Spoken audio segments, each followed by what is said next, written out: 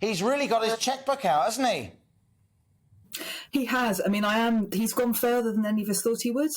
And they've actually done it in a really smart way. So they've got this £600 payment going to everyone on means-tested benefits. So they haven't left out the people on the older style benefits, which happened during COVID. But £300 of it comes in July and then the rest in autumn. So they're doing something quickly. And then you've got, we were worried, what about pensioners? There's low uptake of pension credit. So would they miss out? What about disabled people who have higher costs? And so they've done the extra payments for them. And there are the kind of things which probably won't hit the public consciousness, but are really important, like the benefit cap, which means that people can't get more than a pretty arbitrary level of benefits. During the pandemic, when they raised universal credit, they didn't raise the benefit cap. So lots of people just didn't get the help. This time they've said explicitly this will not count towards the benefit cap, which means that everybody should actually get the help that they are entitled to. He's also put another £500 million into the Household Support Fund, which means that local authorities will have some more money to help people who maybe do fall through the cracks or have already got unmanageable debt. And he's confirmed that this isn't going to be paid for by cutting next year's benefits. They will still go up by inflation. So, I mean, it is a really good package. You've got to really welcome it. Let's go to Christopher Brooks from Asia UK. Christopher, good to see you. Job done. You must be happy. Well, it's certainly a huge step in the right direction. We're very pleased with the Chancellor's announcement. It seems, on the surface at least, like it's put in place a package of measures that will really help some of the poorest older people. We've been continuing to hear from older people in very, very difficult situations who are really struggling to make ends meet and having to take very difficult decisions about their day-to-day living and where they spend their money. So this will go a long way, and it will really help some of the people who are in the most need. I think it's very welcome that he's recognised that pensioners are particularly badly affected. The additional payment, the additional cold weather payment is really helpful. It will, even where people don't claim pension credit, which is still a huge problem. It's probably the biggest problem with the package, actually, is that about a third of pensioners who are eligible don't claim pension credit, so won't get the full support that they would be entitled to. So the cold weather payment goes some way to making up for that shortfall. So yeah, overall, it's really good news. I just keep encouraging all older people, if you even suspect that you might be eligible for pension credit, if you're struggling slightly, it's always worth checking it out and seeing if you are, because it can make a huge difference, and even more so given today's announcement. To say, Chris, we say this so often here on The Money, check if you're eligible for benefits or not. Millions of households aren't claiming benefits in these tough times to which they are eligible. Check if you're in the right council tax band as well. It's good advice. Let's go to Joe Malinowski, talking of good advice. Joe, the headline, of course, is the 650 quid increase to about 8.5 million households that are on means-tested benefits. But I must say, right up there also is a £400 discount on energy bills for every UK household, with the loan scheme converting to a grant.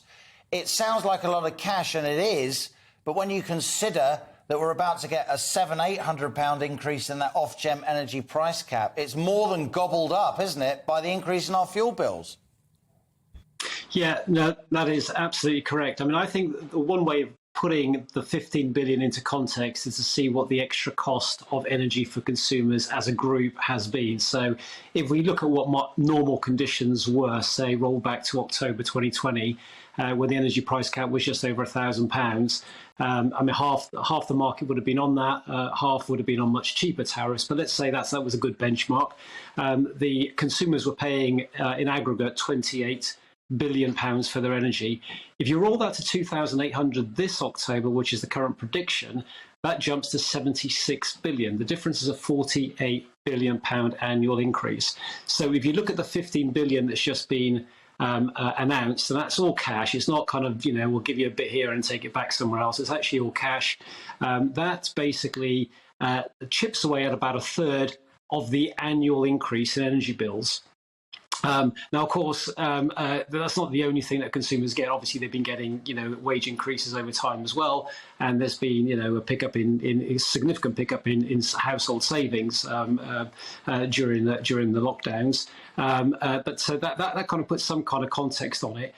For the lowest income, the people who aren't getting necessarily, who are out of work, who can't work, the maximum 1,200 is much more sizable. But then, of course, it will account for roughly 67% or 2/3 of the increase they've seen in their energy bills. And don't forget, their increase is going to be ongoing.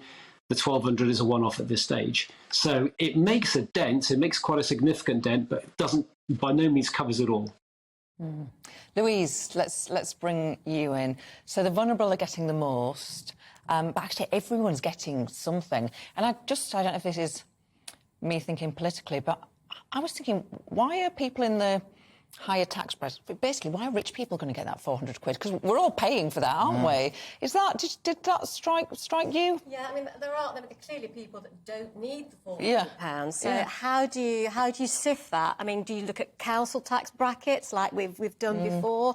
It's a difficult one, and that scattergun approach is what they've decided to do. So I'm not sure how the government would have done that more differently. And of course, they're going to get a lot of flack now for this massive U-turn on the windfall tax. Oh, no, we're not allowed to call it that. We have to call it a temporary targeted energy profits levy. So that's different then. It's not windfall tax. The basic thing. Now, the other point I wanted to make was that this business is struggling with the cost of energy, and of course that wasn't mentioned. And as you know, I head up a UK Women Entrepreneurs Network, and I've spoken to a couple of my members this morning, and there's one of them who's in the personal care sector, and her cost of energy has gone up by 400%.